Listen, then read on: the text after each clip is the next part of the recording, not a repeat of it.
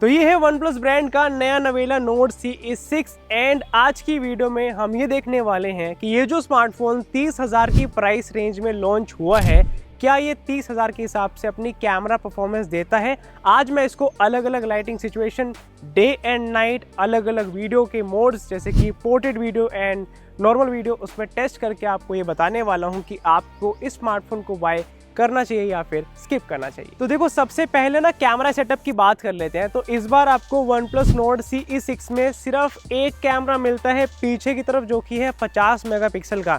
यहाँ पे आपको ये जो दूसरा कैमरा है दिख रहा है ना, यहाँ पे ये 2 मेगापिक्सल का डेप्थ सेंसिंग कैमरा, ये कोई अल्ट्रा वाइड कैमरा नहीं है।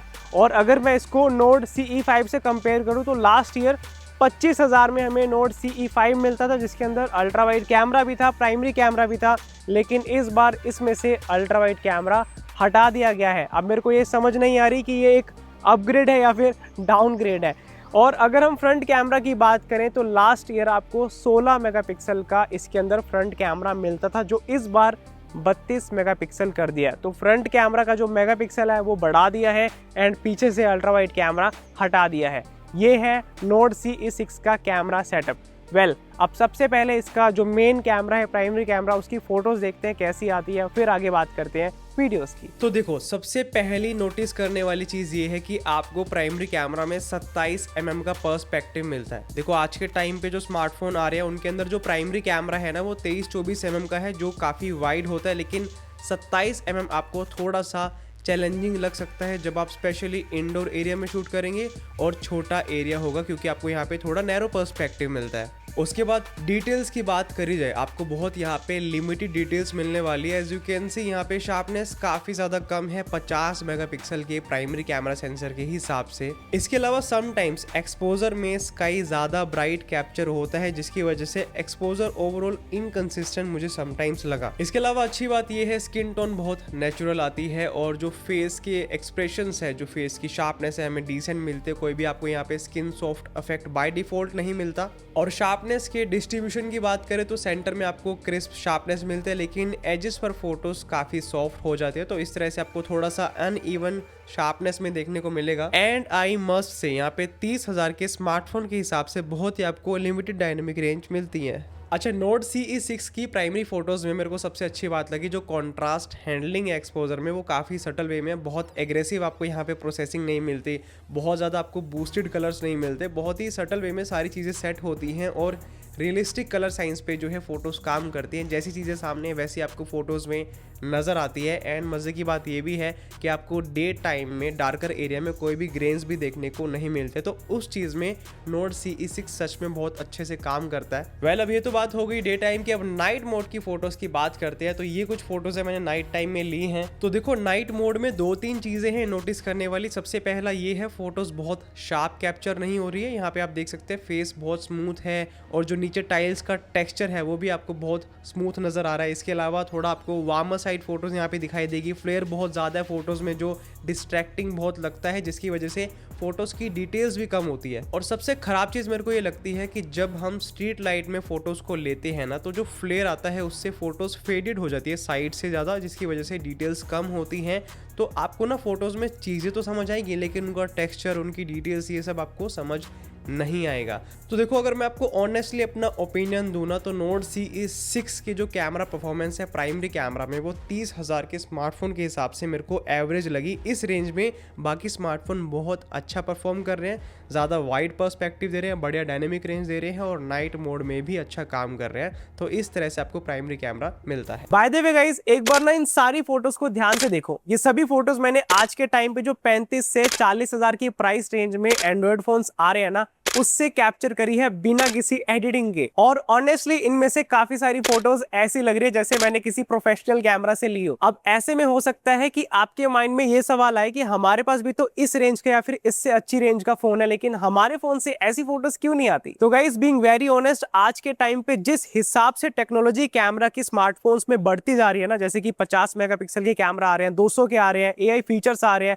और बहुत सारे फीचर्स आ रहे हैं, उस हिसाब से हमारी जो स्किल्स है वो अपग्रेड नहीं हो रही। जिससे क्या होता है, जब हम कैमरा बाय करते हैं, फोन बाय करते हैं, तो हमारी एक्सपेक्टेशन तो बहुत अच्छी सेट हो जाती है एड्स देखकर उनकी, लेकिन रियलिटी से मैच नहीं करती। अब गाइस बेसिकली आप भी नेक्स्ट लेवल अपने स्मार्टफोन से फोटोज ले पाए, उसके लिए मैंने स्पेशली बनाया है स्मार्टफोन फोटोग्राफी कोर्स। ये एक 21 प्लस चैप्टर का कोर्स है जिसको आप ऑलमोस्ट 5 घंटे में कवर कर सकते हैं। बहुत इजी टू लर्न है, आसानी से आपको सब कुछ समझ आ जाएगा। जैसे कि आपके स्मार्टफोन में जो कैमरा है उसका प्रो मोड आपने कैसे यूज करना है, लाइटिंग टेक्निक्स कैसे अप्लाई करनी है। लेट्स से मैं अभी सनलाइट में खड़ा हूं तो कहां से फोटो लेके पूरा अच्छा डेप्थ इफेक्ट फोटो में आए, पोर्ट्रेट मोड में ऐसी क्या सेटिंग करें कि डीएसएलआर जैसी फोटोज लगे, एंड ऐसी कौन सी गलतियां होती हैं जो हम करते हैं जिससे जैसी फोटोज हम अपने स्मार्टफोन से चाहते हैं वैसी नहीं आती, बहुत एवरेज क्वालिटी आती है। ये सभी चीजें आप स्टेप बाय स्टेप जीरो से लेके नेक्स्ट लेवल तक हमारे कोर्स में सीख सकते हैं, जिसका लिंक आपको मिल जाएगा डिस्क्रिप्शन बॉक्स में। और एक बार वेबसाइट को जाके जरूर चेकआउट करना, मैंने खुद बनाई है, बहुत डिटेल में बनाई है। आप जूम करके देखना, वहां पे चीजों को समझना, आपको आसानी से समझ आ जाएगा कि ये कोर्स कितना वैल्यूएबल है और बहुत ही अफोर्डेबल प्राइस पे हमने लॉन्च किया है। तो लिंक है डिस्क्रिप्शन बॉक्स में। अब बात करते हैं 1x के बाद 2x डिजिटल जूम की। मैं आपको 2x में जूम करके फोटोज दिखाता हूँ एंड देखते हैं कैसी हमें हाई क्वालिटी फोटोज या फिर नॉर्मल क्वालिटी फोटोज इसमें मिलती है 2x पर शूट करने पर। तो 2x डिजिटल जूम फोटोज में आप सबसे पहली चीज जो नोटिस करेंगे वो है कलर्स। अगर आप प्राइमरी कैमरा के कंपैरिजन में कलर्स देखें, आपको यहाँ पे समटाइम्स थोड़े से फेडेड या फिर डल कलर्स नज़र आते हैं। तो यहाँ पे आपको इनकंसिस्टेंसी कलर्स में पूरी दिखाई देगी। इसके अलावा जो पर्पस होता है जूम करके हाई क्वालिटी फ़ोटोज़ देने का, वो पार्शियली सॉल्व होता है। यानी कि यहाँ पे फ़ोटोज़ की क्वालिटी तो अच्छी है लेकिन इतनी भी ज़्यादा अच्छी नहीं कि आपको क्रिस्प एंड रिच डिटेल्स मिले। और पर्सपेक्टिव की बात करें, आपको 54 mm का पर्सपेक्टिव मिलता है जो इनफ जूम कर देता है, लेकिन आप इन फोटोज़ को और भी जूम या फिर क्रॉप नहीं कर सकते। ये ऐसे ही सोशल मीडिया पे पोस्ट हो सकती है। बाकी डायनेमिक रेंज की बात करें, आपको बहुत ही लिमिटेड एंड ठीक ठाक सी डायनेमिक रेंज मिलती है। एंड इन फोटोज़ में भी जो हाईलाइट्स है वो थोड़ी सी ज़्यादा है, स्पेशली जब आप धूप में फोटोज़ लेंगे ना, तो आप गाड़ी के बोनट को देखें या फिर वाइट पार्ट्स को देखें, वो आपको ज़्यादा ओवर एक्सपोज नज़र आएंगे। या फिर आपको यहाँ पे डायनेमिक रेंज में ब्राइट पार्ट थोड़े से ज़्यादा हाईलाइट होते नज़र आएंगे। इस तरह से इसका एक्सपोजर सम टाइम इनकंसिस्टेंट वे में काम करता है। तो मैं यही कहना चाहूँगा, आपको 2x में बहुत ही एवरेज या फिर ठीक ठाक सी काम चलाऊ फ़ोटोज़ मिल जाती है। आप ज़्यादा हाई क्वालिटी इनमें एक्सपेक्ट नहीं कर सकते। अगर आप ये देखें कि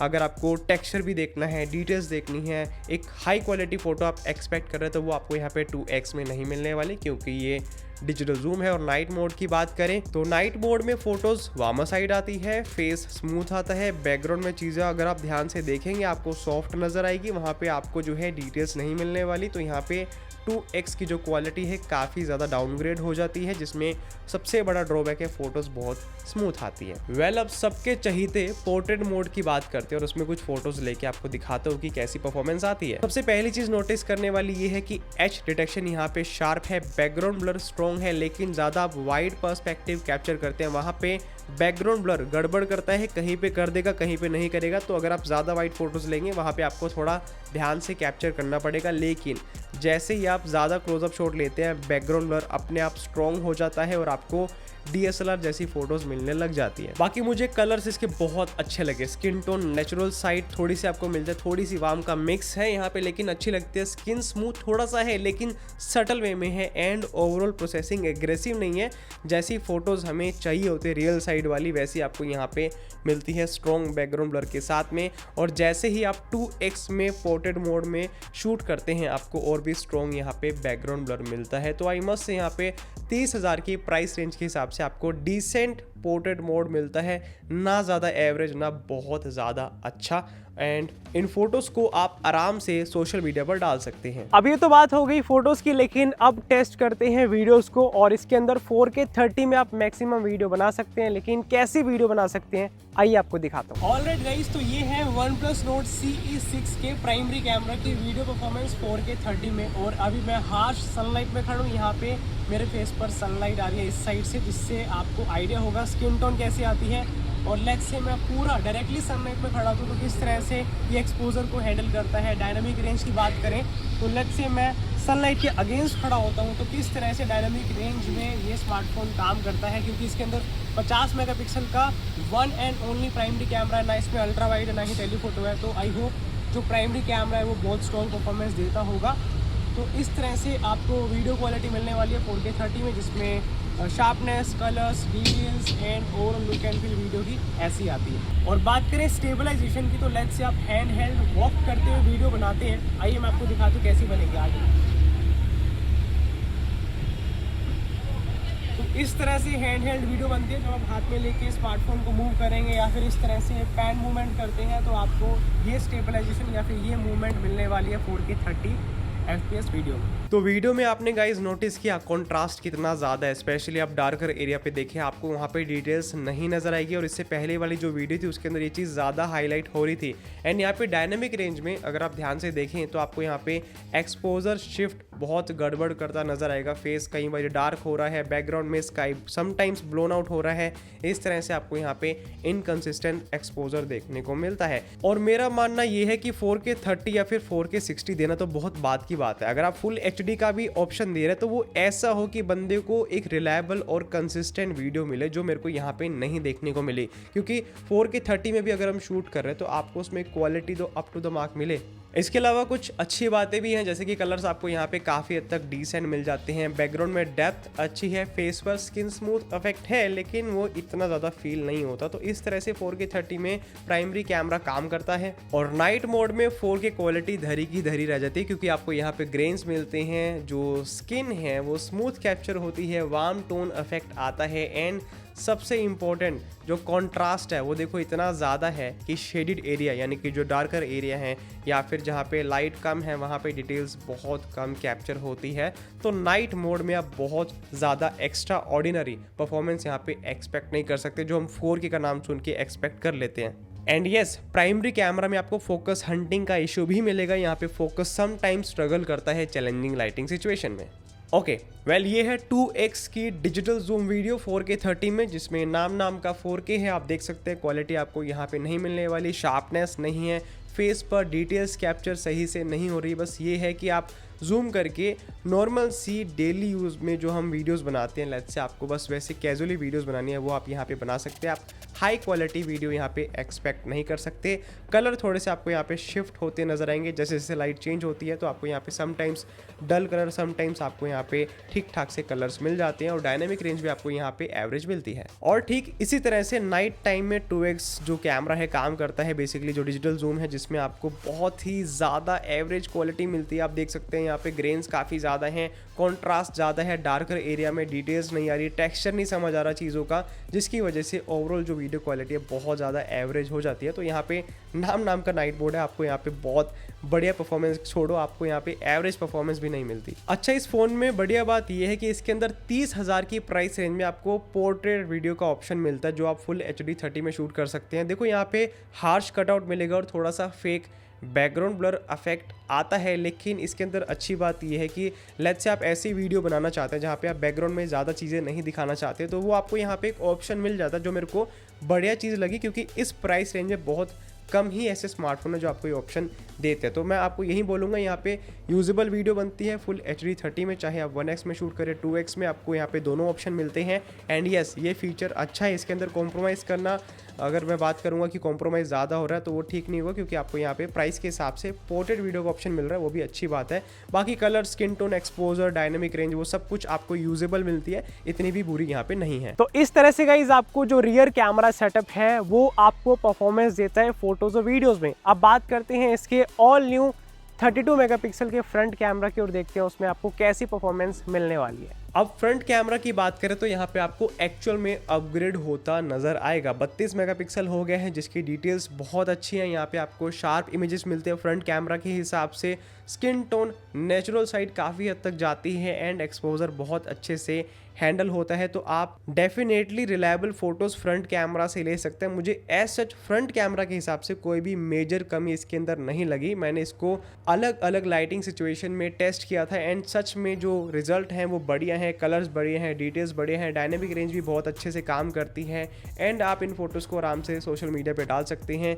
इसके अलावा जो फ्रंट कैमरा का पोर्ट्रेट मोड है वो भी बहुत अच्छे से काम करता है। आपको उसके अंदर स्ट्रॉन्ग बैकग्राउंड ब्लर मिलता है, जो DSLR वाला इफेक्ट होता है वो आप फ्रंट कैमरा के हिसाब से काफ़ी अच्छा इसमें ले सकते हैं। हालांकि थोड़ा सा हार्श कटआउट है एंड एज डिटेक्शन थोड़ा सा फील होता है, लेकिन ओवरऑल आपको यहाँ पे यूजेबल फ्रंट कैमरा फ़ोटोज़ मिलते हैं जिसको आप यूज़ करके आराम से सोशल मीडिया पे या फिर कहीं पे भी अपलोड कर सकते हैं। कलर्स बढ़िया हैं, स्किन टोन आपको यहाँ पे बढ़िया मिलती है, थोड़ा सा स्किन स्मूथ इफेक्ट आपको यहाँ पे मिलेगा, लेकिन इसके अलावा फ़ोटोज़ आपको सच में इंप्रेसिव यहाँ पे मिलने वाली है। तो यस, आपको फ्रंट कैमरा में यहाँ पे major upgrade with good quality photos देखने को मिलता है। ऑलराइट, तो ये है इसके फ्रंट कैमरा की वीडियो परफॉर्मेंस। 4K 30 में शूट करता है।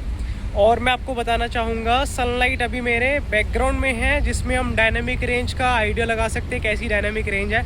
प्लस अगर मैं डायरेक्टली सनलाइट में अपना फेस करता हूँ लाइक दिस, तो किस तरह से फेस की स्किन टोन आती है, एक्सपोजर कैसा है, डायनामिक रेंज कैसी है, प्लस कलर्स कैसे आते हैं, डिटेल, शार्पनेस, पर्सपेक्टिव, लाइक अगर आप व्लॉगिंग करते हैं, वो सारी चीज़ों का आइडिया आपको इस वीडियो शॉट से आराम से होने वाला है। 4K 30 का फ्रंट में सपोर्ट है, 4K 60 का आपको सपोर्ट नहीं मिलने वाला है एंड क्वालिटी कुछ इस तरह की रहने वाली है। अभी तो देखने में मेरे को बढ़िया लग रही है, बाकी आप बताओ आपको इसकी फ्रंट कैमरा की क्वालिटी कैसी लग रही है व्लॉगिंग के हिसाब से। जो लोग स्पेशली 30,000 की प्राइस रेंज में व्लॉगिंग के लिए, वो भी फ्रंट कैमरा की व्लॉगिंग के लिए इस स्मार्टफोन को कंसिडर कर रहे हैं, तो आप बताओ आपको इसकी परफॉर्मेंस कैसी लग रही है। और इस तरह से आपको इनफ वाइड इसमें पर्सपेक्टिव मिलता है एंड ठीक है। तो ये है इसकी क्वालिटी एंड ऑडियो क्वालिटी भी इसी के ही माइक्रोफोन के, कोई मैंने अलग से माइक नहीं लगाया है। तो इस तरह से Nord CE6 आपको बेहतरीन आई मस्ट से परफॉर्मेंस दे सकता है। 4K में तो बढ़िया लग रही है मेरे को परफॉर्मेंस। तो फ्रंट कैमरा के हिसाब से आपको ये क्वालिटी मिलने वाली है एंड एक्सपोजर शिफ्ट भी बहुत स्मूथ है। यस, एक्सपोजर भी बहुत अच्छे से काम कर रहा है, यहाँ पे कोई भी हार्श ट्रांजिशन यहाँ पे नहीं है। अब गाइस, मेरा ऑनेस्ट ओपिनियन इस फ़ोन को लेके क्या है वो मैं आपके साथ शेयर करता हूँ। देखो, ये स्मार्टफोन आया है 30,000 की प्राइस रेंज में, है ना। लास्ट टाइम 25 में लॉन्च हुआ था, इस बार 30 में हुआ है Nord CE6। और अगर हम जेन्युइनली देखें, हमें 30,000 की प्राइस रेंज में आज के टाइम में Moto H70 फ्यूज़न मिलता है, जिसके अंदर आपको अल्ट्रा वाइड कैमरा भी मिलता है और कर्व डिस्प्ले भी मिलती है। दूसरा, अगर आप थोड़ा सा बजट बढ़ाते हैं, लेट्स से आप 32,000 या 35,000 की रेंज में जाते हैं, इसमें 5,000 और डालते हैं, तो आपको नथिंग का 4A मिल जाता है, जिसके अंदर आपको अल्ट्रा वाइड कैमरा तो मिलता है ही, उसके साथ में आपको 50 मेगापिक्सल का टेलीफोटो, 50 मेगापिक्सल का प्राइमरी कैमरा, आपको ट्रिपल कैमरा सेटअप मिलता है। तो ऐसे में मेरा आपसे सवाल ये है कि क्या आप इस स्मार्टफोन को चूज़ करेंगे? मतलब अगर मेरे को लेना होगा तो मैं इस स्मार्टफोन में इन्वेस्ट नहीं करूँगा, मैं या तो Moto H70 फ्यूज़न में जाऊँगा या फिर मैं 4A में जाऊँगा। बाकी दोनों का डिटेल्ड कंपैरिजन आएगा, इसको मैं Moto H70 फ्यूज़न से भी कंपेयर करने वाला हूँ और 4A से भी कंपेयर करने वाला हूँ, तो स्टे ट्यून फॉर दैट, उस पर भी वीडियो आएगी। तो मुझे इस फ़ोन ने ऑनेस्टली अपने प्राइस के हिसाब से डिसअपॉइंट किया, ये मेरा ओपिनियन है। हो सकता है आपको ये फ़ोन बढ़िया लगा हो, क्योंकि 30,000 में सिर्फ सिंगल कैमरा सेटअप, मुझे नहीं लगता कि ये इतना एक बढ़िया फेयर डील है, मुझे ऐसा नहीं लगता, ठीक है।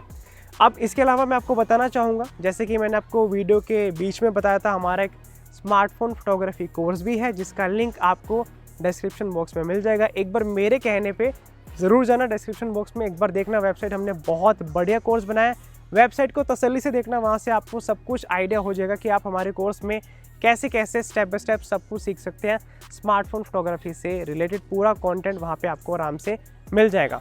और ऐसी और कमाल की वीडियोस देखने के लिए हमें याद से क्या करना है, सब्सक्राइब करना है।